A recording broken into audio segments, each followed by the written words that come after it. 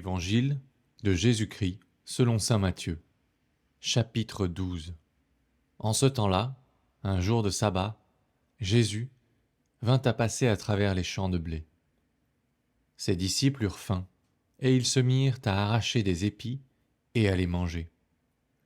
Voyant cela, les pharisiens lui dirent : « Voilà que tes disciples font ce qu'il n'est pas permis de faire le jour du sabbat. » Mais il leur dit : « N'avez-vous pas lu ce que fit David quand il eut faim, lui et ceux qui l'accompagnaient ? Il entra dans la maison de Dieu, et ils mangèrent les pains de l'offrande. Or, ni lui ni les autres n'avaient le droit d'en manger, mais seulement les prêtres. Ou bien encore, n'avez-vous pas lu dans la loi que le jour du sabbat, les prêtres, dans le temple, manquent au repos du sabbat, sans commettre de faute ? Or, je vous le dis, il y a ici bien plus grand que le temple. Si vous aviez compris ce que signifie « Je veux la miséricorde, non le sacrifice », vous n'auriez pas condamné ceux qui n'ont pas commis de faute. En effet, le Fils de l'homme est maître du sabbat. Il partit de là et entra dans leur synagogue. Or, il s'y trouvait un homme qui avait une main atrophiée. Et l'on demanda à Jésus : « Est-il permis de faire une guérison le jour du sabbat ?» C'était afin de pouvoir l'accuser.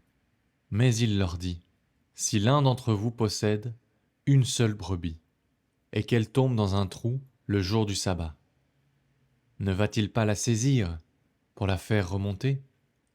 Or, un homme vaut tellement plus qu'une brebis.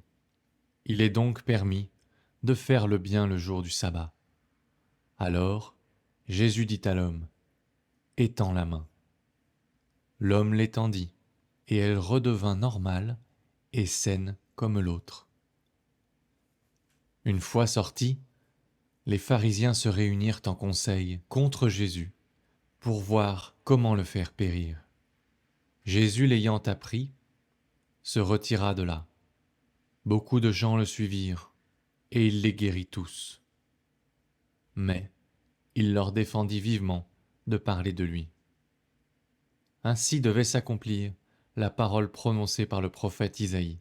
« Voici mon serviteur que j'ai choisi, mon bien-aimé en qui je trouve mon bonheur. Je ferai reposer sur lui mon esprit. Aux nations, il fera connaître le jugement. Il ne cherchera pas querelle. Il ne criera pas. On n'entendra pas sa voix sur les places publiques. Il n'écrasera pas le roseau froissé. Il n'éteindra pas la mèche qui faiblit, jusqu'à ce qu'il ait fait triompher le jugement. Les nations mettront en son nom leur espérance. » Alors, on lui présenta un possédé, qui était aveugle et muet.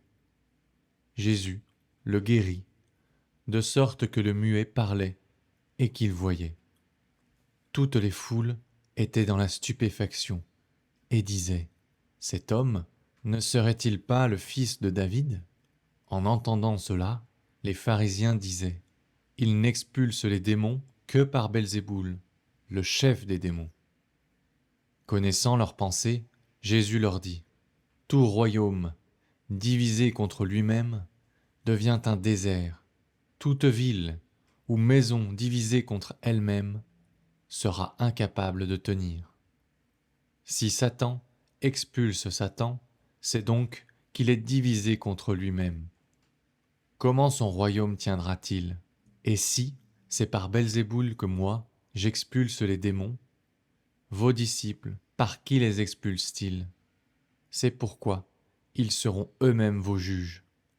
Mais, si c'est par l'Esprit de Dieu que moi, j'expulse les démons, c'est donc que le règne de Dieu est venu jusqu'à vous. Ou encore, comment quelqu'un peut-il entrer dans la maison de l'homme fort et piller ses biens sans avoir d'abord ligoté cet homme fort ?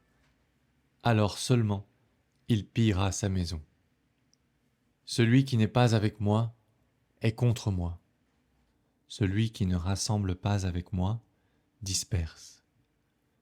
C'est pourquoi, je vous le dis, tout péché, tout blasphème sera pardonné aux hommes, mais le blasphème contre l'Esprit ne sera pas pardonné.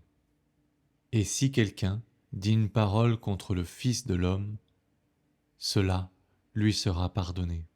Mais si quelqu'un parle contre l'Esprit Saint, cela ne lui sera pas pardonné, ni en ce monde-ci, ni dans le monde à venir.